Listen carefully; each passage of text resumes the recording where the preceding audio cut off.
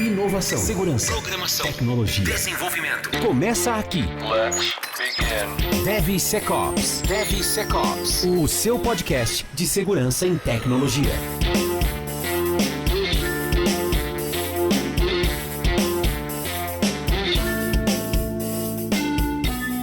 Fala pessoal, sejam muito bem-vindos a mais um episódio do DevSecOps Podcast, episódio número 8 do DevSecOps Podcast, segunda temporada. Hoje é dia 24 de fevereiro, eu sou Cássio Pereira.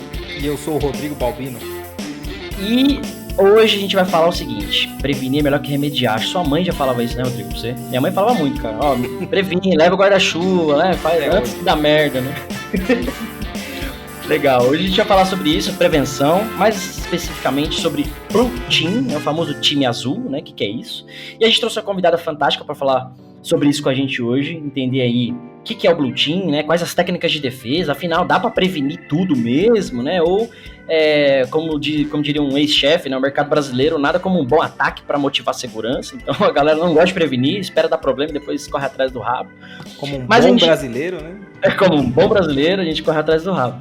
Mas a gente trouxe uma convidada hoje fantástica, que eu vou apresentar para vocês agora. Ela vai falar com a gente e a gente vai fazer perguntas, vamos debater o assunto para tentar chegar num consenso, afinal, tá? Para conseguir softwares mais seguros ou não, né? A minha saga em busca aí de desenvolvimento seguro é essa. E para isso a gente chama hoje a Gabriela Salles. Gabi, primeiramente, muito obrigado por ter aceito o convite da gente para participar. Muito obrigado pelo tempo. A gente sabe que, né, o tempo é escasso hoje em dia, ainda mais no home office, enfim. Muito obrigado, fique à vontade aí, se apresenta pra galera. Boa noite, Cássio. Boa noite, Rodrigo. E aí, galera, boa noite. Muito obrigada pela oportunidade. Meu nome é Gabriela, atuo nos times de defesa, trabalho no ramo bancário, tenho a árdua missão aí junto com o Blue Team da gente tentar defender essa quantidade absurda que a gente está vendo de ataque, né? Como você disse, a segurança já é natural do ser humano, a gente sempre tenta estar o mais seguro possível, né? Quando a gente é mais jovem, a gente pensa menos nisso, né? Os nossos pais estão sempre ali brigando com a gente, mas a gente do Blue Team, a gente tenta deixar o mais confortável possível, questão de dados, em questão de acesso, em questão de internet. A gente sabe que é praticamente impossível a gente falar em 100% de segurança, mas vamos sempre atrás do melhor possível, né? Show de bola, bela introdução, é bem isso, né? Como ser humano, a gente tá sempre preocupado com a nossa segurança, tipo, se eu vou pra um lugar que eu não conheço, já olho no GPS, eu não vou no horário estranho, enfim. Você faz isso, Rodrigo? Nunca, só entro no meio da Vou fazer uma piadinha agora. Porque, não, assim, naturalmente a gente às vezes se preocupa em fazer algumas coisas, mas tem uns loucos mesmo que vai pra dentro do beco aí, enfim, não tá preocupado com isso. Mas enfim, obrigado, Gabi, pela introdução. De novo, né? Obrigado por participar com a gente, por aceitar o convite. Pergunta logo de cara. O que é o Blue Team? O que é o time azul? É um monte de Smurf dentro da empresa fazendo segurança? ou é uma galera de fato pensando aí nessas prevenções, nessas possibilidades de ataque? Dá uma introduzida aí pra turma que tá ouvindo a gente, e aí depois o Rodrigo faz algumas perguntas aí.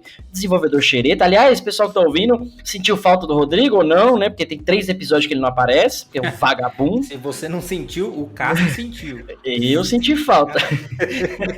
Mas enfim, ele tá aqui de volta para fazer a vez do Dev, né, e representar essa galera aí que é muito importante. Afinal, a gente tá aqui para tentar ajudá-los, né, eles que desenvolvem os bugs.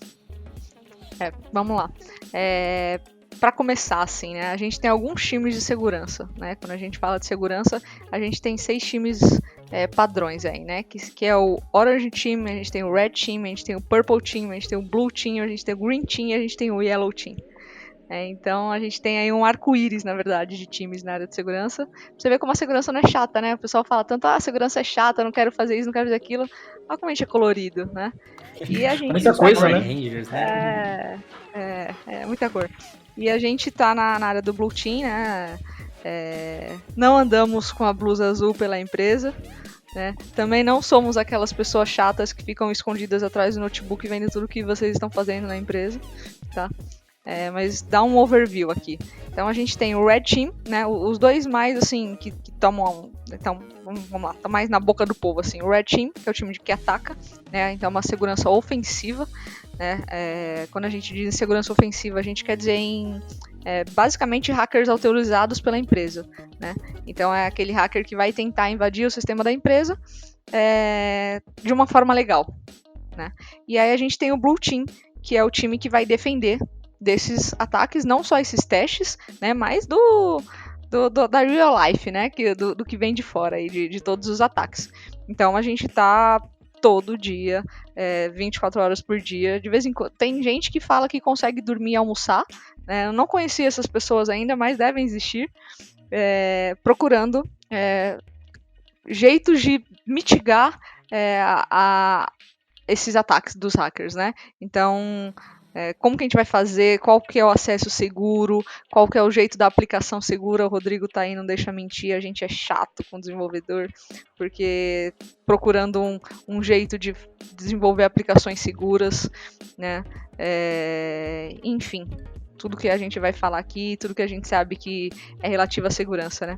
Eu costumo brincar e comentar que até pouco tempo atrás a internet era uma coisa, assim, um absurdo, né? Todo mundo morria de medo. Imagina que eu vou acessar um internet banking, imagina que eu vou colocar meus dados aqui, vou tirar uma foto. Não vou tirar uma foto com esse celular, não. E hoje em dia tá o oposto, né? A gente virou a chave, assim, e tá, território amigo, todo mundo fazendo de tudo, literalmente, na internet. E se a gente não parar e pensar e ver, putz, olha isso, olha aquilo, a gente vai acabar perdendo muita informação aí, muito, muito dado. É verdade, Rodrigo? O time de segurança é chato? Não, este time que ela apresentou não parece ser chato, não.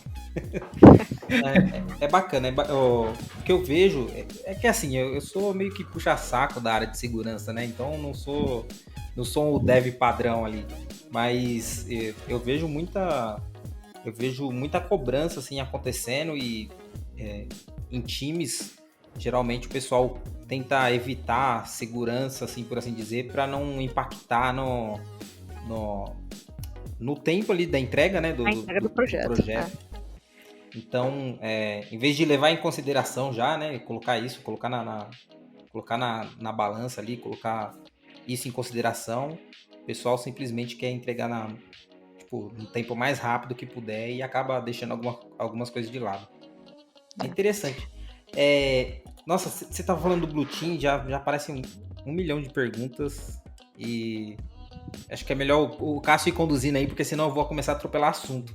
Mas quando você tava falando do Blue Team, automaticamente eu já penso, cara, como que você consegue desligar isso? Como que você consegue sair do trabalho? Porque a todo momento você pode estar ali tentando assistir ou fazer alguma coisa e de repente você vê algo vulnerável ali e você, caramba, tem que corrigir isso, tem que fazer isso. Tipo, não chega a entrar numa paranoia com isso? Ah, total. Só um parênteses aqui, eu esqueci do White Team, tem o White Team também, senão depois vão ficar bravos aqui, são 7 times. Mas galera de auditoria vai ficar brava. Então, imagina, já pensou? Logo, não pode. Mas a gente fica... na verdade, assim, a gente fala muito que a área de segurança é uma área que está crescendo muito, né? E está tendo uma grande visibilidade agora. E aí tem muitas perguntas sempre, como eu posso fazer para entrar nessa área e tal. E assim, o básico que a gente sempre fala é o pensamento, né? É aquilo do Zero Trust. A gente tem que desconfiar de tudo, né? A gente que está ali no Blue Team. Então, você tá dormindo, você tá sonhando com uma vulnerabilidade. Putz, será que tal coisa pode acontecer? Será que vão mandar? E se mandar um e-mail pro presidente da minha empresa, ele clicar, caramba, eu preciso bloquear tal coisa. Então, você não desliga, você tá vendo uma novela e tá pensando, nossa, isso aí, será que é verdade? Será que, nossa, posso levar isso pra minha empresa? É uma loucura. Aproveitando esse gancho do Rodrigo e esse comentário da Gabi, da neurose, 2 pontos, né? Quando eu fiz o Application Security Experience lá, eu faço 3 dias de evento explicando como fazer segurança em software, e toda a analogia que eu faço é com base no Homem de Ferro, no Tony Stark. E ele é literalmente, ao longo dos filmes, você vê que ele fica neurótico, especialmente depois do Vingadores 2, do primeiro. Porque ele fala, mano, os alienígenas invadiram, e agora? A gente tem que se proteger cada vez mais, cada vez mais. Aí ele cria o Tron, cria a Legião de Ferro e tal. Então eu faço essa analogia pra falar dessa neurose, que muitas vezes é o que vai nos salvar. E pegando aí outro ponto, né? Não sei se a Gabi lembra, mas há pouco tempo atrás a gente praticamente se conheceu, começou a se falar pelo Instagram, porque ela postou um stories lá assim, gente, comecei a assistir essa série, quem mais tá assistindo e tal, é uma série muito louca. Eu fugi o nome agora, mas é dos espiões lá e tal, né? Falei, cara, comecei a assistir essa parada agora.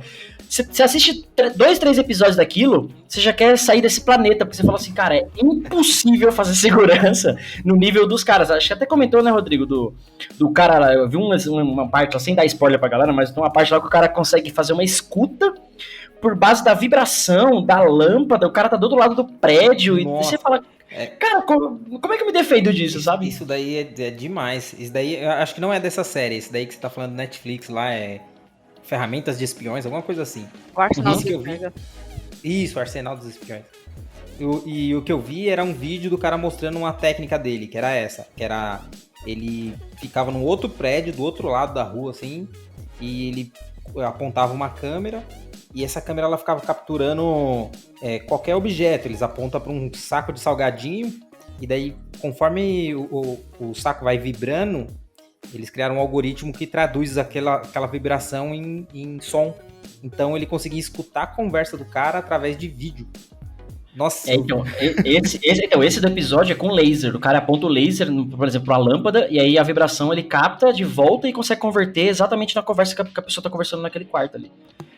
Então, eu lembrei disso porque assim, quando você falou assim, poxa, será que não dá pra desligar? Como é que a Gabriela desliga e tal? Cara, é muito foda, porque se você for pensar em todas as possibilidades possíveis, você fica louco porque é muita coisa. Não, e aí eu falo... Pode falar, Gabi. Mas fora o ataque, que o pessoal que tem o ataque assim, na rede, né? A gente ainda tem o ataque físico, né? Recentemente aí vocês entrevistaram também, fizeram uma conversa super legal com a Marina.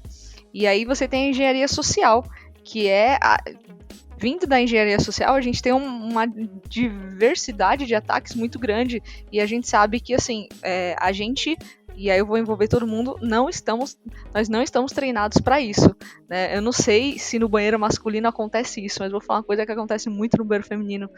Mulherada geralmente, tipo, entra no banheiro feminino com uma carteira na mão, celular na mão e com crachá, né? E geralmente, assim, acontece muito delas entrarem no banheiro e deixarem em cima da pia o crachá. Muito comum, né? E aí, se você estiver tendo um ataque ali físico, né? Alguém malicioso, gente com maquininha que clona crachá, já era, tem acesso a qualquer parte da empresa. Você entra no banheiro desse, daí você já quase desmaia, né? Não, e olha só, às vezes parece coisa simples, porque o que eu vejo muito a galera que não é de segurança falando, isso nunca acontece, isso nunca vai acontecer, ou tipo, que o Rodrigo usou a palavra legal, isso é uma paranoia e tal, tipo, cara, mas... Só com o presidente da empresa, né? E eu acho que assim, a função do time, do Blue Team, né, como a Gabi tava colocando, é pensar mesmo nessas paranoias, porque se existe a possibilidade, quer dizer que, de um modo ou de outro, eu estou correndo esse risco, eu ou empresa, né, vamos dizer assim. Então, se existe a possibilidade de tal coisa acontecer, por exemplo, no banheiro a galera vai com o crachá, eu já vi dentro da empresa o pessoal deixando o crachá em cima. Poxa, faz sentido a gente fazer uma campanha de conscientização, de fazer uma palestra pra galera e mostrar ali, fazer um teatro que seja e mostrar um ataque desse acontecendo, por exemplo, ou fazer uma campanha de e-mail, explicar ali pra galera. Eu trabalhei um bom tempo na Serasa, Experian, e lá, como eu não vou falar mal, eu posso falar, né? E lá tinha muitas campanhas de conscientização, anticorrupção, antifraude também, justamente porque assim, a gente poderíamos ser alvo de muito tipo de ataque de engenharia social, né? Aliciamento para galera te pagar para você liberar um acesso, esse tipo de coisa. Então, de repente, é o tipo de função que só um Blue Team da vida vai ter. Assim como é a galera do Red Team, aliás, a gente tá pra convidar alguém, pra alguém, né, que aceite o convite pra gente vir falar aqui. Os caras não tem limite. O hacker, o atacante, o fraudador, ele não tem limite. Ele vai usar de todas as armas possíveis pra te invadir. Como a Gabi tocou agora no ponto engenharia social e ataque físico. Às vezes você fala que, botar catraca é demais, câmera é demais, sensor é demais, mas, poxa, se alguém resolver entrar aqui, e não tiver nada disso para inibir de alguma forma, o cara vai conseguir atacar, né? Não tem jeito. E assim, o alvo, a gente fala sempre isso nas conscientizações que a gente faz, o alvo, por mais que, lógico que esse pessoal também vai ter, mas não é só o CEO da empresa, não é só o diretor da empresa, é quem tem acesso a esses caras, né? Então, todo mundo que tá ali na empresa tem um acesso, tem um dado disponível, tem uma senha num notepad da vida, né? Então, as pessoas sempre têm essa ideia de que não vai acontecer comigo, né? Até a hora que acontece. Aí na hora que acontece, aconteceu, aí vem a paranoia. Mas a nossa missão do Blue Team é exatamente mostrar que não a paranoia, né? Mas é que essa precaução, ela tem que existir antes de acontecer. Se chegar no nível de paranoia, como eu falava no passado, tira o cabo de rede e desliga, porque aí vai estar seguro. E bota dentro de um cofre, né? Não, legal, acho que foi uma boa introdução aqui. Rodrigo, você ia perguntar alguma coisa ou não? Não, por enquanto não. Tá. Mas posso fazer a pergunta? Cara... Viagem? Segurança... É um brinquedo na mão de criança aqui, né? Que você coloca pessoas de segurança aqui. Que eu fico maluco, bicho. Fazer uma pergunta simples, assim, tipo... Como que você chegou na área de Blue Team? Tipo, você chega a fazer revezamento? Ou foi algo bem específico? Ou foi mais direcionado ao seu perfil? Tipo, como você chegou a virar uma profissional dessa área?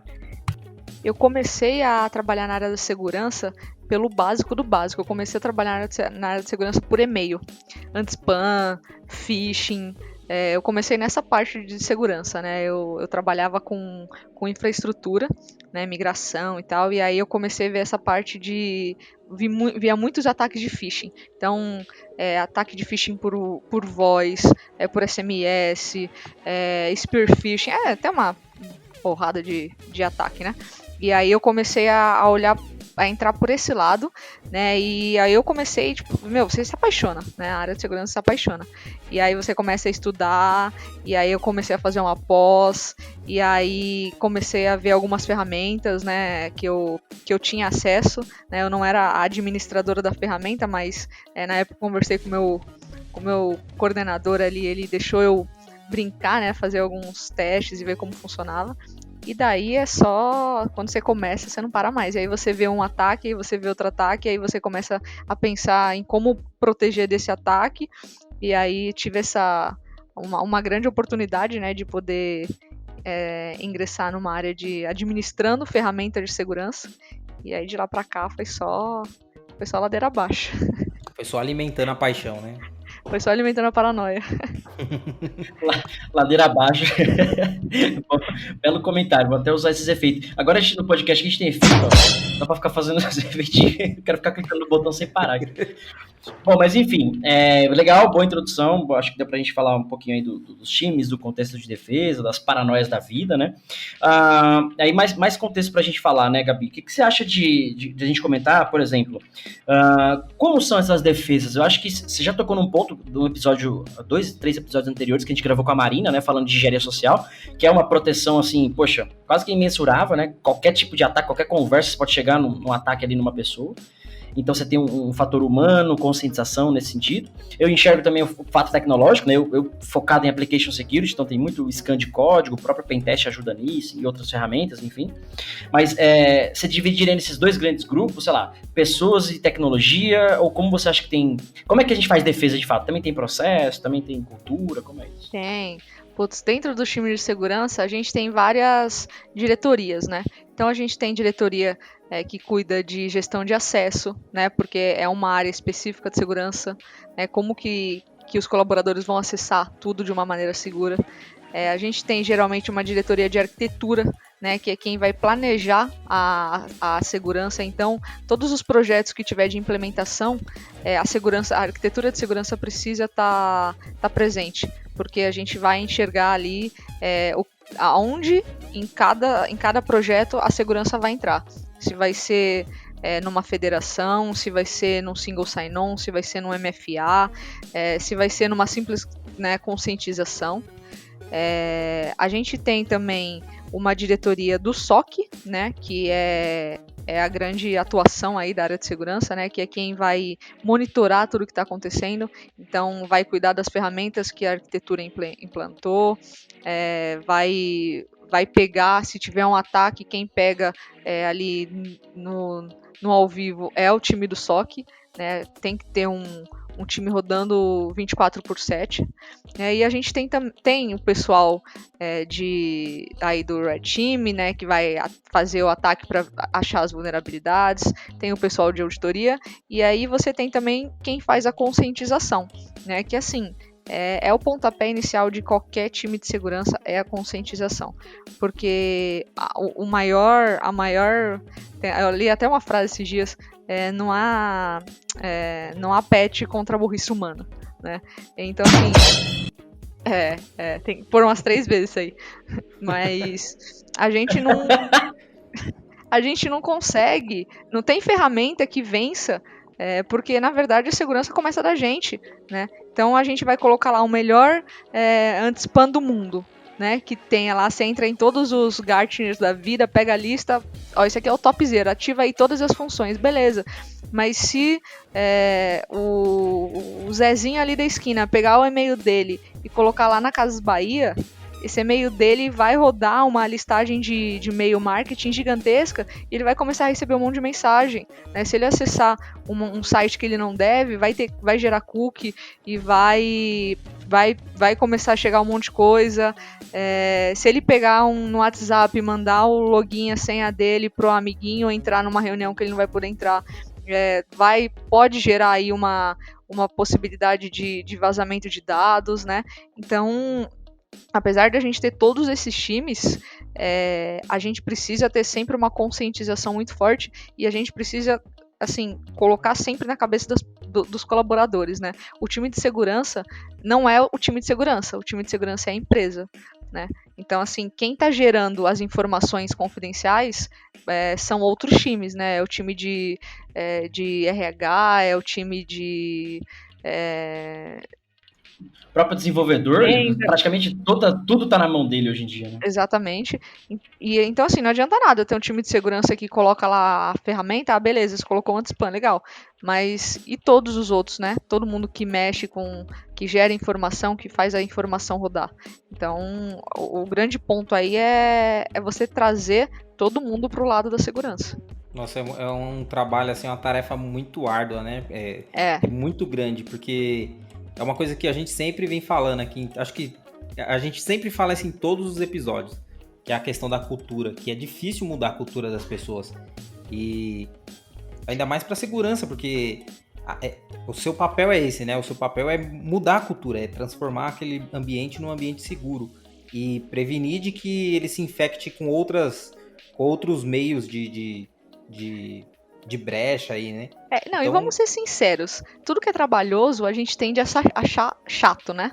Então, quem nunca aqui foi tentar acessar lá o WhatsApp e pediu o MFA e falou, puta, mano, que bagulho chato, cacete, né? A gente que trabalha com isso acha chato. Imagina quem não entende, quem não tem essa visão, né? Tem que logar, tem que colocar um token, caraca, outro token, vai acessar lá uma VPN, tem que colocar token, tem que colocar senha, e vai mandar um e-mail, tem que criptografar o e-mail, puta, que bagulho chato, mano, né? E daí, às vezes, a falta de segurança é justamente pelo volume de segurança, né? Tipo, tanto espaço de segurança, eu acabo causando uma brecha de segurança, porque a pessoa... ela fica chateada, fica entediada com aquilo ali e fala, não, vou colocar aqui sem 2 fatores, Exatamente, e daí... aí quando acontece a merda. Da hora. Posso dar um exemplo? Por favor? Sim. Eu trabalhei numa empresa que o Rodrigo conhece bem. Todo mundo já sabe, né? Que basicamente tinha era uma empresa com um esquema de franquias e tal, enfim. E a gente tinha uns problemas, mais ou menos o que a Gabi falou, a gente tinha uns problemas, multifator de autenticação, né? Segundo fator. A gente tinha um problema lá que era assim, tinha muita fraude, especialmente nessas franquias. E para conter isso, algumas das proteções, algumas das camadas de segurança foi justamente ativar o segundo fator para essa galera. E aí a discussão de negócio, né? Porque segurança falou, precisamos implementar para tentar reduzir, não quer dizer que vai resolver, vai tentar reduzir as fraudes, né? Enfim. A discussão de negócio era, mas o pessoal da franquia não quer. porque eles vão ter muito trabalho para autenticar no sistema, logar e fazer o que eles precisam. Porque o que eles faziam? Abriu a franquia dele de manhã, deixava logado o dia inteiro. Então, qualquer um que chegar, passasse na máquina, estava autenticado, né? Aí é outro problema de aplicação, aí o dev que nos escute, né? Não tinha um encerramento de sessão ali depois de 15 minutos, por exemplo, né? Não tinha um bloqueio de tela, enfim, tem algumas questões que a aplicação poderia ter tratado. Mas, basicamente, a discussão de negócio, ela falava assim, poxa, o pessoal da franquia não vai querer, porque vai ter que baixar um aplicativo no celular, ou cadastrar o celular dele SMS para receber ali o código e tal. No fim das contas, não teve o segundo fator de autenticação, que iria, de um certo modo, reduzir, mas se tivesse 20 milhões de fraude, ia reduzir 1 milhão, poxa, já é um bom resultado, mas simplesmente não quiseram, porque ia impactar demais o usuário, né? Foi essa a conclusão que o pessoal chegou. Vai impactar demais o usuário. Eu falei, tá impactando em 20 milhões por mês a empresa. Mas enfim, vocês querem continuar assim, né? Paciência. Continue. Mas é o grande problema que a maioria das empresas enfrenta, essa questão do MFA. São poucas as empresas que conseguem aplicar para todo mundo. Geralmente aplica tipo para um grupo, para um grupo mais crítico, assim, para quem vai acessar de fora de uma VPN. Mas a gente enfrenta uma dificuldade imensa de ativar o MFA, geralmente, para o pessoal. Olha, eu proponho criar mais um time dentro do time de segurança, que o papel dele é como se fosse o do Red, que é de atacar, só que esse é para realmente causar dano físico, dano... o cara pegar trauma e falar, meu Deus do céu, como... cara, né? Isso aí chama segurança patrimonial. O cara que fica na porta da empresa com um cacetete, ele tá na cara do usuário e não quer fazer essas coisas. Acho que é pela dor, aí é pela dor. Se não é pelo amor, é pela dor. Eu gosto de fazer sempre as analogias da minha vida, né? Então, da minha vida em geral. Mas, por exemplo, eu tava esses dias discutindo, né? Debatendo com um cliente e eu cheguei a falar pra ele o seguinte. Falei, cara, você tá lutando contra eu, né, contra mim, porque eu falei que você precisa colocar aí, corrigir algumas vulnerabilidades do seu código. Você tá querendo convencer que não tá vulnerável. Aí eu já tinha provado por A mais B que era. Aí eu falei, vamos fazer o seguinte, vamos fazer uma analogia. Se você chegar hoje num médico, o médico fala, cara, você tem câncer. Você já vai ter um baque ali. E aí o médico vai falar assim, ó, mas tem cura. Né? Daqui 6 meses você tá curado. Só que você vai chegar em casa, você não pode mais comer. Tudo que você come, você não pode comer. Você vai ter base de água e legumes e verduras, vamos supor, é isso. Mas o cara é viciado em pizza, McDonald's, igual pelo menos a maioria de nós, igual eu, por exemplo. Enfim. Mas eu tenho certeza que a partir daquele momento ele vai chegar em casa e não vai mais nem olhar pro McDonald's. Na hora que passar na perna do McDonald's, ele vai fechar o olho. Sabe, com criança com medo do filme de terror? Ele não vai criar aqueles hábitos, ele vai tomar o remédio certo, ele vai fazer a química e tal, pra que daqui 6 meses ele não quer morrer. Então, assim, esses hábitos mudam, assim, tipo, drasticamente para aquela pessoa, porque ele sentiu a dor, ele sentiu o impacto, e alguém com autoridade falou para ele, um médico ali, um oncologista, enfim, falou, cara, você tá com câncer, você vai morrer se você não fizer isso. É mais ou menos o que o time de segurança deveria representar para toda uma empresa. Tipo, galera, é o seguinte, a Gabi chegou lá e falou, ó, Blue Team fez aqui uma análise, você precisa ativar o MFA, por exemplo, ou precisa começar a botar log em tal aplicação, sei lá. Porque se não, corremos o risco de pegar um ransomware, por exemplo, que chegou aqui por um phishing, por um spam, clicou e criptografou a rede inteira, todos os dados, a empresa parou. Então, às vezes, a gente... praticamente é a mesma coisa, né, Gabi? Acho que o comunicado é dessa forma, só que a galera que recebe isso vai falar assim, não vai acontecer. Não vai acontecer, exatamente. Tipo, o risco já tá ali, a probabilidade disso acontecer já é alta, né, se a gente pensar em mundo tecnológico, mas não é a mesma coisa do que o médico chegar e falar, cara, você tem câncer. Então, mas eu acho que nesse caso aí, o problema é porque se você tem uma falha de segurança, o problema não é do indivíduo, a visão dele. Na pior das hipóteses, se acontecer alguma merda lá na empresa, ele vai ser mandado embora. Tipo, ele não é ele que vai falir, não é ele que vai morrer. Né? A gente ainda é muito individualista nesse ponto, né? Então ele vai arrumar outro emprego lá e vai embora. E acabou a empresa. E a empresa pode ter falido lá pra ele não sentir tanta dor assim. Talvez seja isso. Talvez as pessoas não tenham essa visão de ser dona da empresa. Ela faz parte da empresa. Você como funcionário, é você que tá tomando as decisões. Então, às vezes você, sei lá, você atendeu mal a pessoa num telefone lá. É a empresa que tá atendendo mal. Tipo, a empresa que vai ficar com aquela cara ali. Então, Reclame aqui e vai ter o nome da empresa, não do atendente. Eu já vi acontecer. a gente até tenta levar isso pro lado pessoal, né? Isso que você falou é muito importante. Por exemplo, Carolina Dickmann, enfim, a gente já viu alguns casos aí de vazamento pessoais, né? De informações. Então, às vezes, quando você enfrenta muita resistência da implantação da segurança, você chega nesse ponto de falar, não é a empresa, é você também, né? Você pode ter os seus dados vazados, você ia gostar? Imagina se, né, coloca cada um de nós numa situação dessa, né? Se, por exemplo, a empresa, ela tem lá o CNPJ, ela tem alguns dados são importantes para ela, mas imagina a gente, né? Num nível menor, o que a gente tem de importante?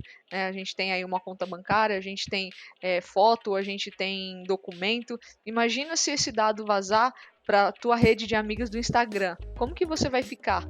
Né? Então, assim, a gente não pode só pensar, foda-se a minha empresa, eu não tô nem aí. Né? Porque se fosse com a gente, é complicado esse tipo de vazamento de informação, dependendo do tamanho, né? E a gente tá acompanhando aí recentemente uma quantidade absurda, né, de vazamento de informação, que agora o negócio tá mais real, porque antes a gente falava, o pessoal ficava naquela, será que é mesmo e tal, não sei o quê, e agora tá todo mundo vendo, né?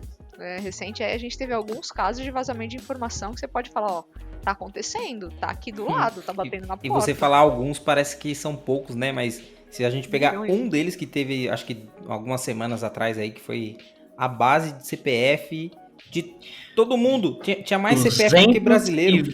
220 milhões, né, de CPF vazado. Os caras tinham CPF até de gente morta, né? Porque é mais do que a população viva.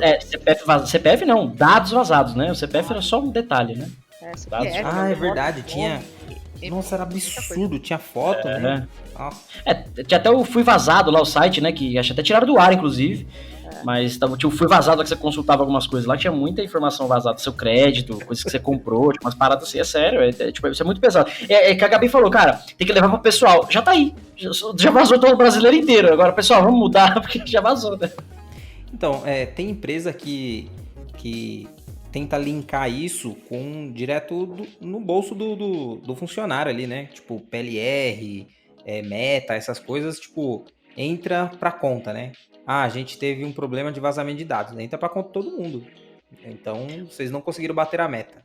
Então, mas você tocou num ponto que eu adoraria comentar outras vezes e agora eu vou poder comentar. Teve uma empresa que eu passei...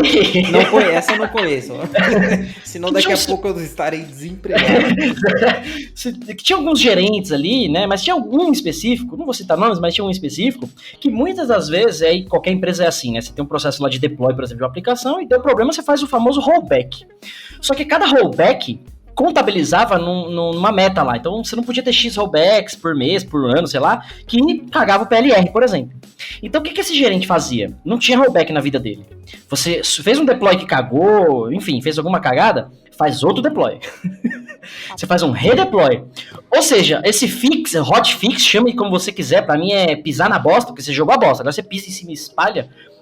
O tempo pra fazer isso era maior e você fazia pior do que você já fez. Porque você já subiu algum problema, você tinha que corrigir o problema correndo para que aquela meta daquele gerente daquele time não fosse afetada. Então, eu rezava, como diria um ex-chefe, eu rezava para ter um incidente lá, para que essa meta fosse afetada mesmo. Tipo assim, num nível colossal. Porque aí eu ia falar, puta, cara, não vamos ganhar o PLR, não é por causa de fato de rollback, é porque tá criptografado a folha de pagamento inteira do financeiro, por exemplo. Ninguém consegue mais pagar agora. Sabe, umas paradas assim, porque, de novo, né, o pessoal, a Gabi comentou de processos e tal, mas a galera burlava os processos pra poder fazer a entrega do negócio, pra poder bater meta, pra não afetar indicadores, enfim, isso também é um problema. Isso daí é o famoso jeitinho, né, jeitinho brasileiro. Cara, a gente reclama muito de política aí, mas tem que rever a base ali, né, rever os nossos princípios, rever o que a gente tá fazendo no dia a dia. Eu quando eu entrei isso daí eu posso falar, porque é de boa. Quando eu entrei na CVC, no primeiro dia, eu tinha postado lá, entrei na CVC, comecei a trabalhar e tal. No primeiro dia que eu postei, eu recebi uma mensagem falando assim, consegue uns esquemas aí pra nós não? Tipo, não, tipo, mas era esquema malicioso, sabe? Tipo, bem no... não tem uns hackzinhos. Agora eu lembro quem que eu tinha que ficar monitorando. Agora já foi. E nossa, eu achei absurdo que eu falei, não, agora eu entrei pra resolver esses problemas, né? Não achar eles e explorar. E parece um absurdo, e é comum você ver assim, tipo, as pessoas falam abertamente e exploram mesmo, e acham que tem uma frase, eu esqueci como que é, mas era mais ou menos, é como se fosse a culpa da vítima, né? Tipo, cai quem quer. Sim. A fraude daí cai quem quer. O golpe daí cai quem quer. Ótimo. Deixa eu até usar meu efeito. Pegando esse exemplo ainda aí, a Gabi dá mais de contexto também, pra gente falar um pouquinho mais de repente, ferramentas e tal, coisas que você usa lá, Gabi.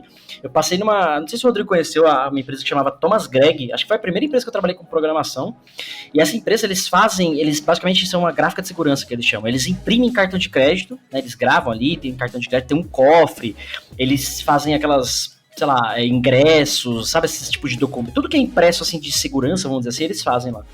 O próprio a CNH, né, acho que a CNH praticamente o Brasil inteiro, eles que imprimem, enfim. Então tem uma série de cuidados ali com falsificação de documento, o próprio cartão de crédito, com dados, enfim. Quase uma casa da moeda. Quase uma casa da moeda, tanto que lá dentro, pra gente, de uma sala pra outra, de um departamento pro outro, tinha senha nas portas. Hoje é biometria, na época que eu trabalhei era um tecladinho de telefone, assim, você digitava a sua senha e tal.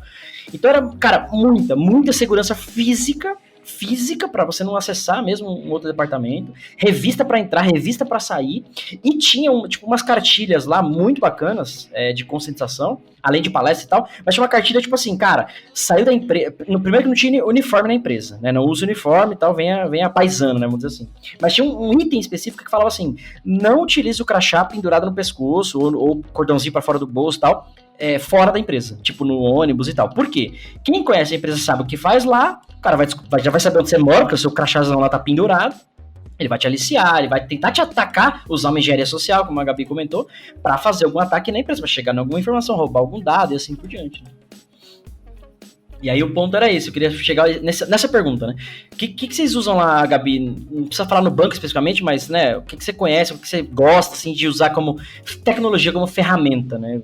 Que você mais gosta, assim, você comentou de anti-spam, comentou de outras ferramentas aí, multifator, segundo fator, eu adoro praticamente, mas enfim, o que você gosta? Tá. A gente tem algumas ferramentas, né, que é a nossa base, assim, do Blue Team, que a gente tenta, como eu falei antes, a gente tenta usar, né, somando aí com a conscientização que a gente faz.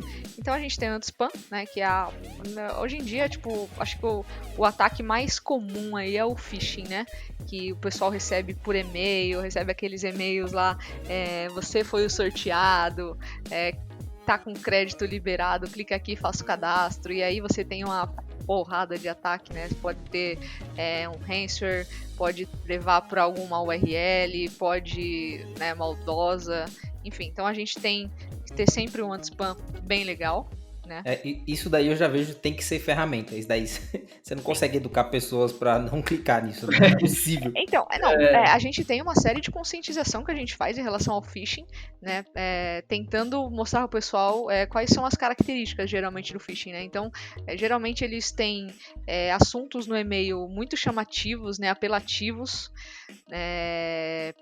notícias sempre de algo que aconteceu recente, então clica aqui e veja os CPFs vazados. Pronto, né? Metade da população vai querer clicar. Eu já acho que o Big Brother é um grande phishing. Porque qualquer link que você manda fala assim, fulano, olha o que o fulano falou. Fulano alguém vai clicar. Já era, vai clicar. É verdade. Então, é o que tá no momento, né? Então, assim, a gente tem que ter um anti-spam muito bom, porque a gente sabe que isso vai chegar, né? Então, a gente é uma brincadeira de gato e rato ali, a gente tentando bloquear essa quantidade de e-mails, SMS que chegam, né? A gente tem que ter um antivírus muito bom, né? E aí, aliado ao antivírus, tem que ter um EDR, né? Hoje em dia, que é aquela ferramenta que vai um pouquinho mais a fundo, que vai... às vezes o antivírus não consegue identificar todas as ameaças, e aí, então, a gente tem um EDR que ele vai em busca de comportamento, né? Então, um comportamento suspeito, ele vai gerar um alerta. O Gabi, só pra galera ter contexto aí, explica um pouquinho mais o que é um EDR, um Endpoint Protection. Pra eu ter contexto também, porque eu tô na área, mas eu não conheço isso. O EDR Vagabundo. O EDR é um Endpoint Detection and Response, né? Ele é um antivírus mais forte, né? Vamos dizer assim. Então, ele vai pegar o que o antivírus não pega. Então, o antivírus vai pegar um arquivo malicioso, legal, mas o EDR ele vai pegar um comportamento malicioso. Então, ele vai fazer uma análise, digamos, mais inteligente do ambiente. E aí você consegue juntar ele com algumas outras ferramentas para poder gerar alerta, para poder agir sobre o que está acontecendo naquele exato momento, né? Então, hoje em dia a gente fala muito de nuvem, né? E quando a gente fala de nuvem, a gente tem um servidor que não está ali embaixo dos nossos braços, né? A gente tá em algum lugar. Então a gente precisa ter a maior quantidade de ferramentas de análise e inteligência possíveis para poder ver o que está sendo feito nessa nuvem, né? Então o colaborador está baixando um monte de repente o colaborador nunca baixou nada, né? Tá ali mexendo e tal. De repente ele entra lá na nuvem e faz um download de 40 arquivos de uma vez. O que será que está acontecendo? Será que ele está pensando em fazer alguma coisa? Será que ele está pensando em sair da empresa e está baixando dado? Ou será que alguém acessou a máquina dele? Uma viagem possível. O que é uma suspeita de viagem possível? O cara está acessando aqui, eu estou acessando aqui da minha casa, estou aqui em São Paulo, estou com o IP aqui de São Paulo, passa 2 minutos, eu acesso com o IP dos Estados Unidos. Não, como assim? Nem de jatinho você chegava nos Estados Unidos, né? Ou você acessou aí... Ou você acessou uma VPN aí, pensando em alguma coisa, alguma maldade, ou tem alguém alguém conseguiu fazer um acesso na tua conta, né? Então a gente tem que ter essas ferramentas. Que bacana isso mesmo. É uma identificação inteligente mesmo, né? É um comportamento diferenciado ali, né? Exatamente. A Gabi falou de algumas ferramentas, pegando um exemplo disso aí, Gabi, daqui a pouco você continua. Numa outra empresa que o Rodrigo também conhece bem, a gente fez um trabalho... a minha vida foi trabalhar junto com o cara. Dá pra ver, né? Não, mas a gente fez um trabalho desse que basicamente a gente bloqueou tudo que era fora do Brasil. E aí foi um caso curioso, porque eu veio um departamento lá específico e falou: tem um franqueado, uma loja, sei lá, que fica lá na China, e o cara o cara não consegue mais acessar. Eu falei, lógico, tá bloqueado no AF, eu bloqueei direto na regra do AF por geolocation e tal. Não, pô, libera aí e tal. Eu falei, ele tem P fixo? Se ele tiver P fixo do lado dele, melhor, né? Senão... Já era, só se ele tiver um range, alguma coisa assim. Por sorte, ele tinha um range lá de IP, deu pra liberar, pra não liberar a China inteira, porque a gente já teve incidente com a China, mas, enfim, só um caso curioso. Depois continuar, Gabi. Mas tem muita blacklist baseado em localização, né? Tem alguns países que são bloqueados e que ninguém acessa. E aí, quando acontece... Ucrânia, Rússia, é básico padrão, né? Aí, quando alguém precisa acessar de lá, você fala, putz, mas por que o cara tá lá, mano? O que ele quer fazer lá? Você já vem com 2 pés atrás. Mas é isso. A gente tem também aí o CIEM e o SOAR, né, que são 2 ferramentas que andam em conjunto, né? O CIEM ele é uma ferramenta que é usada assim, basicamente para relatório e alerta, né? Então ela está mostrando ali em tempo real atividades maliciosas, né? Um ataque aí de tentativa de ataque em massa, né, password spray, esse tipo de ataque assim, o CIEM já pega e já alerta, e aí se você tem aí vai depender do tamanho da tua empresa, né, mas uma empresa grande que consegue ter um CIEM, consegue ter o SOAR também, o SOAR ele vai agir em cima do CIEM, então o CIEM vai mandar o alerta, o SOAR vai pegar e vai falar, ó, faz isso, isso, aquilo, vai fazer um script em cima do alerta, né? Então você vai gerenciar ali o alerta para poder, mandou um alerta aqui de viagem possível, você vai fazer tal ação, vai bloquear o usuário, vai fazer o usuário trocar de senha. Tentativa de login arriscada, o cara tentou 5 vezes a senha e errou, ele nunca tinha acontecido, vai gerar um alerta, em cima desse alerta você bloqueia o cara e me manda aqui eu fazer alguma coisa. Então, são ferramentas que, assim, é o cenário ideal, né? Todo mundo que trabalha em segurança quer ter essas ferramentas embaixo do braço. Quando não tem, a gente vai no manualmente ali, mas É um mundo perfeito. Eu diria que você chegou no final agora um cenário bem legal, que você falou, por exemplo, de resposta a acidente automática. Poxa, meu AF gerou um log pro Cien que disparou um alerta para bloquear um IP ou para fazer qualquer outra coisa, enfim, ou bloquear o usuário, resetar senha, enfim. E só dessa brincadeira a gente tá falando de vários cenários diferentes. Tá falando de um EDR, de repente no endpoint, está falando de uma aplicação que está atrás de um AF, dentro de uma cloud, por exemplo, está falando às vezes de network também envolvido, a parte de gestão de usuários, né, onde vai fazer um reset de senha, enfim. Então, tem uma ferramenta que une tudo isso, eu diria que não é uma ferramenta, é um skill que todo ser humano, vivo ou não, deveria saber, que é programação. Porque para você chegar num nível de detalhe de integrar tudo isso, algumas ferramentas têm isso nativamente, né? Mas nem todas têm. O que todas têm oferecido hoje é API. Então, se você não sabe fazer um script e automatizar uma coisa ou outra, eu diria, independente do seu cargo, aonde você está atuando, se você é desenvolvedor ou não, que você está um passo atrás de quem tem esse skill, né? Saber desenvolver, programar ali alguma coisa. Não estou falando que você fazer um aplicativo, um e-commerce do zero. Mas saber fazer uma requisição numa API, ler aquelas informações, jogar para outro lugar, para outro lado ali, para fazer esse tipo de trabalho, né, Gabi? Acho que até para automatizar outras respostas e melhorar os processos, a própria defesa, o próprio ataque. A galera de pentest hoje em dia, praticamente todo mundo programa em Python para fazer ali automação de scripts e tal. Acho que esse skill aí é fundamental. Não deveria só os devs saber programar, né, Rodrigo? O que você acha? Eu acho que nem os devs deveriam programar.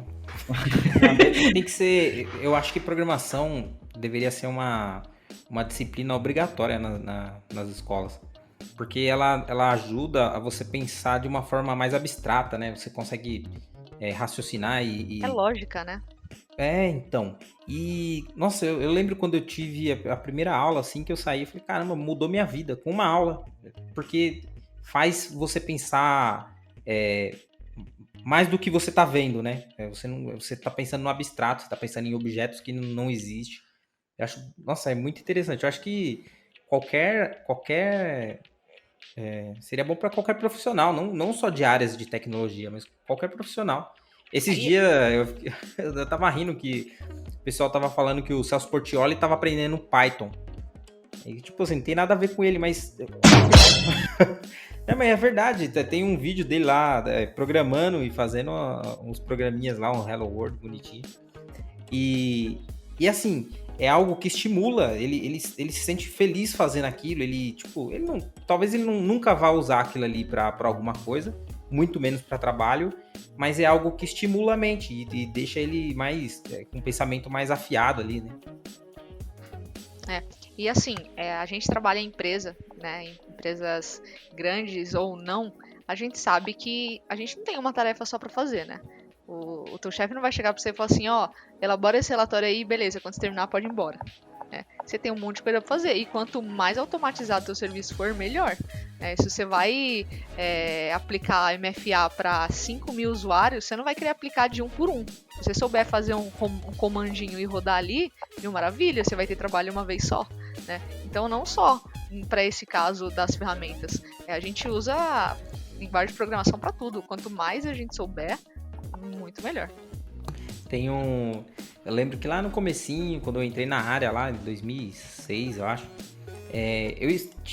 até um tempo assim, sempre tinha um barulho que sempre acontecia em TI, que era o teclado repetido, assim, que você via as pessoas, tipo, ou criando script, criando linhas, e aquilo foi acabando, né? As pessoas foram aprendendo a automatizar as coisas, mas era bem engraçado mesmo, era todo lugar que você ia, toda empresa, você ficava escutando aquele teclado rápido, e acabou. Agora acho que as pessoas aprenderam a fazer script de automação. Né? Na verdade, criaram frameworks abstratos o suficiente para a programação hoje virar Lego. Vocês só montam. Você viu aí que, mudando de assunto assim, tem uma inteligência artificial programando, aí você passa para ela, você passa a especificação e fala, desenha um botão azul, que quando você clica, ele aparece um alert e fala Hello World, tipo, em Python. E ele faz. Esse é o famoso Genexus, para quem é da época do desenvolvimento, tinha um demônio que chamava Genexus, você criava lá a linguagem, arrastando e soltando e tal, o negócio cuspiu o sistema para você na linguagem que você queria. C, C++, Java, era uma loucura. Aí até os dev extinguir esse cara, né? Ainda tem essa porra aí, Genexus, procura aí. Esse que eu tô falando é GPT-3, né? Uma inteligência ele não é feito para isso, ele não é feito para programação, ele é feito para qualquer coisa, ele entende o contexto e sabe replicar. Se você chegar para ele e falar, escreve uma obra literária baseado nas músicas do Slipknot, aí ele vai fazer. Seria uma obra mesmo. Não, legal. Pra gente caminhar pro final aqui, Gabi, vamos falar um pouquinho de educação de uma maneira geral, mas o que alguém de Blue Team precisa saber? Né? O que essa pessoa precisa estudar? Que caminhos ela precisa tomar? É só ser neurótico com segurança? É só ter a cabeça de mãe, né? Leva o guarda-chuva, leva a blusa para fazer frio? Ou, né, tem ali um pouco de tecnologia, a gente falou agora de programação, que é algo essencial, né? Que caminho a pessoa tem que tomar? Basicamente, você ser uma mãe, né? Você vai ficar neurótico, você não vai dormir, você não vai almoçar. Basicamente uma mãe já era. Na época da escola, eu lembro que tinha um coleguinha lá, cara, muito tempo isso, ele ia com a gente tava 2 blusas, o moleque tava com 15 blusas, sabe? Tipo, era muito engraçado. Mas enfim, continue. Hoje ele é seu chefe em segurança aí, né? Não. Não, mas tipo, acho que quando a gente fala em tecnologia do modo geral, a primeira coisa que a gente fala, assim, a pessoa tem que ser, no mínimo, curiosa. Né? Principalmente agora com nuvem. Né? A nuvem ela não vem mais com um patchzinho lá que você chega e fala, hoje eu vou atualizar meu software, vou programar para as 11 horas da noite. A nuvem não tem essa. Né? Você entra hoje num servidor ali na nuvem, daqui a 10 minutos você entra e você vai falar pro cara, aqui tá o negócio, não tá mais aqui. Cadê o botão que tava aqui? Não tem mais botão. Né? Então você tem que estar ali procurando sempre o tempo todo. E segurança é mais ainda, né? Porque você tem que estar procurando o que pode estar vulnerável, o que pode ser atacado. A gente tem um fator muito grande hoje em dia, que é o aumento de dispositivo celular. Hoje em dia todo mundo tem um celular, mas crianças têm celular. Eu tenho um filho de 8 anos e ele tem celular. Né? E ele... Todo mundo tá mexendo no celular, tá tirando foto, tá tirando print, tá gravando, vai no banheiro com o celular, tá jogando com a câmera ligada dentro do banheiro, né? E aí, se você pensar nisso, é mais difícil ainda de você fazer a segurança. Né? Como você vai fazer segurança de um dispositivo que tá ali na mão da pessoa, a extensão da mão da pessoa, né? Então, quando a gente fala de um profissional de Blue Team, o cara tem que ter uma visão geral de tecnologia, né? Então ele tem que saber redes, tem que saber linguagem de programação. Não precisa ser um expert, né? Não precisa desmontar um computador e montar um novo, mas precisa saber, tem que saber um pouquinho aí, pelo menos, alguma coisinha. Fundamentos.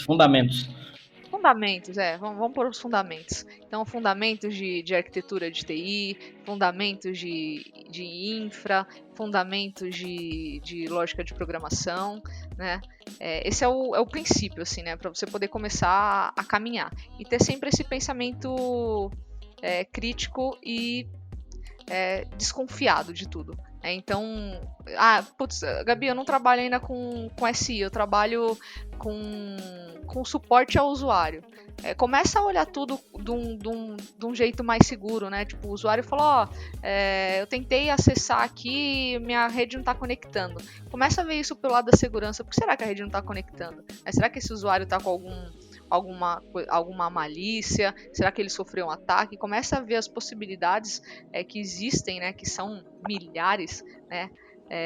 Aquele negócio, né? Nunca, que a nossa mãe, voltando pra mãe, a nossa mãe falava, nunca aceite doce de criança. A gente de SI tem isso, né? Qualquer coisa que ofereçam pra gente, a gente fala, opa, o que será que tá sendo oferecido isso? Então acho que esse é o princípio básico, assim, né, de SI, você ser desconfiado. E aí você tem que ter o hard, a hard e a soft skill, né? Então a soft skills é essa, você desconfiar, você não acreditar, você ir atrás da informação, você ser curioso, você procurar saber mais, você ser proativo, na verdade. Acho que essa é a palavra, a proatividade. Você nunca pode estar só esperando a bala, né? Se você Vou tiver mandar numa meu guerra currículo ali, pra você lá, na sua empresa. se você estiver numa guerra ali, mano, você não pode estar, esperando o cara atirar pra você montar o teu escudo, né? Você tem que ser proativo e fazer o escudo antes e pensar de onde pode estar vindo o tiro. Então essas são as soft skills, e as hard skills é isso, é arquitetura, é infra, é desenvolvimento, e aí sim você começa a entrar nas ferramentas de segurança mesmo, né? Ela falou um negócio legal, agora que eu lembrei do Pantera Negra. Lembra quando a Shuri tá fazendo o uniforme dele? Aí ele que vira nanotecnologia lá, a roupa dele, ela... senhor atacante, deixa eu pôr meu capacete antes de você começar a me atacar, peraí. Então. Aí, a hora que ela entrega a roupa nova e tal, é bem essa analogia mesmo. Tá vendo, Rodrigo? Você fica achando novinha no Tinder aí, vai pros becos escuros, não sabe, nem se preocupa antes, tá vendo?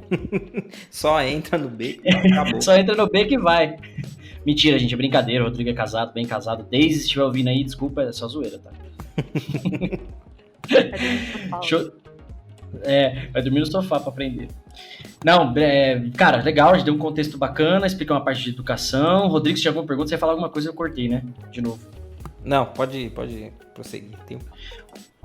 Eu lembrei do vídeo da Defcon, acho que o Defcon Black Hat, que o cara, ele leva um ATM lá no palco e ele hackeia o ATM, né? Começa a cuspir dinheiro lá no ATM e tudo mais.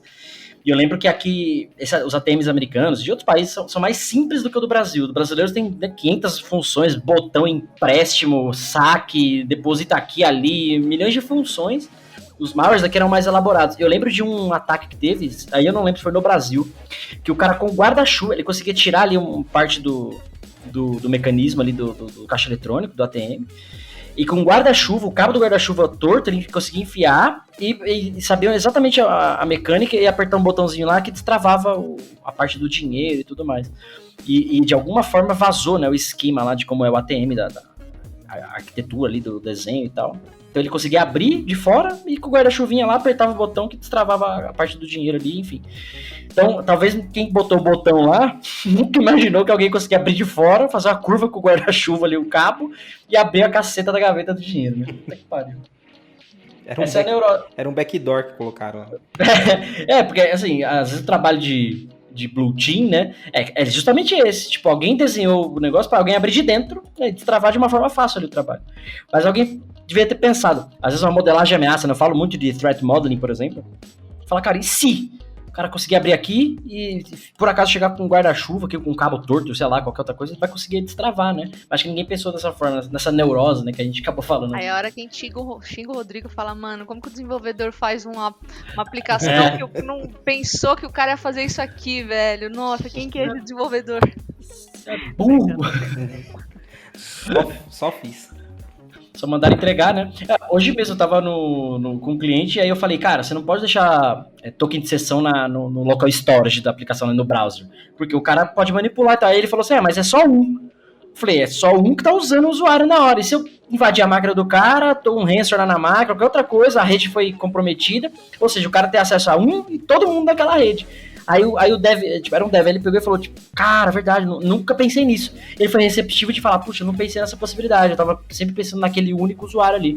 Verdade, faz sentido. Aí eu falei, nem que se você tiver que trafegar mesmo essa informação ali, criptografa ela, porque aí eu não consigo manipular e você vai validar no back-end. Não, verdade, o cara entendeu. E eu tive o mesmo cenário no outro cliente, e o cara ficou debatendo. Mas, tipo assim, mas não vai acontecer isso, mas não vai. Eu falei, cara, qual a possibilidade de eu sair daqui agora e dar um tiro em você que está teimando? É 50-50. Eu falei, então, já tem 50% de chance de dar um tiro. Então, se tem 50% de acontecer, se proteja. Mas ele era aquela questão da cultura, tipo, a defensiva dele de corrigir ou de entender que aquilo era um problema, né, e a probabilidade de aquilo acontecer, em de fato aceitar que era uma vulnerabilidade. A gente se apega aos códigos, né? É uma cultura que você tem que você tem que mudar, né? Eu faço muita federação hoje em dia, pegar a aplicação e vamos jogar na nuvem, né, para poder fazer o single sign-on aí. Então, você chega para um desenvolvedor que não tem essa cultura da segurança, o cara não quer mexer no programa dele. Fala, não, mas para que MFA? Você fala, não, eu vou federar aqui para poder fazer o single sign-on, o MFA é importante, porque aí você junta uma coisa que você sabe, né, que é tua senha, com uma coisa que você né, ou que você tem, que é um celular, uma digital e tal. Não, mano, mas aqui, ó, meu sistema de login tá ótimo. Login e senha simples já era. O meu é melhor do que o da AWS. O meu é melhor. A gente fez um primeiro episódio da segunda temporada, ou segundo, não lembro, que a gente falou lá, não é porque é cloud que tá seguro, né? Porque muita gente passa isso pra responsabilidade para terceiros, que na verdade você tem que tratar a aplicação, o seu AD, enfim. O próprio bloqueio de usuário, cada 3 tentativas bloqueia. né? Então, pô, é assim mesmo, não é? Faz sentido, não faz? Tem contexto que eu já vi o cara vazou base de dados e o cara bloqueou todo mundo. Ele não tinha senhas, mas ele bloqueou todos os usuários. Porque o sistema permitia a cada três tentativas bloqueava. Então não tinha um CAPTCHA, não tem um anti-brute force, por exemplo. Coisas que culturalmente a gente vai mudando, vai introduzindo na cabeça dos devs aí, né, Dev? Nunca. Não mexa no meu código. Ai, que vagabundo. Que vagabundo, tá vendo, Gabi? A gente tem que exterminar esses caras, não adianta, né? Bom, legal, gente. Acho que a gente tá 1 hora gravando, 1 hora aqui de episódio. A gente deu uma boa introduzida aí em Blue Team, falando de bastante coisa, cenários, ferramentas, coisas que você tem que se proteger, né? Coisas que você tem que aprender, enfim. Espaço aí pra Gabi, pro Rodrigo, se quiserem fazer perguntas, comentários, enfim, senão a gente vai encaminhando pro final. Ou, se quiserem, já façam as considerações finais aí pra gente despedir da galera do 8º episódio. Dou o espaço à Gabi.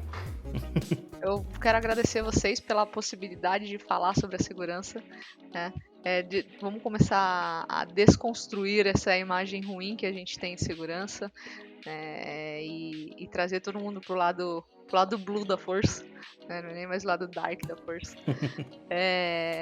Parabéns pela iniciativa de vocês, muito legal, né? Eu acho que a gente tende a ter pessoas cada vez mais antenadas, e a gente fazer a alfabetização dessas pessoas é essencial.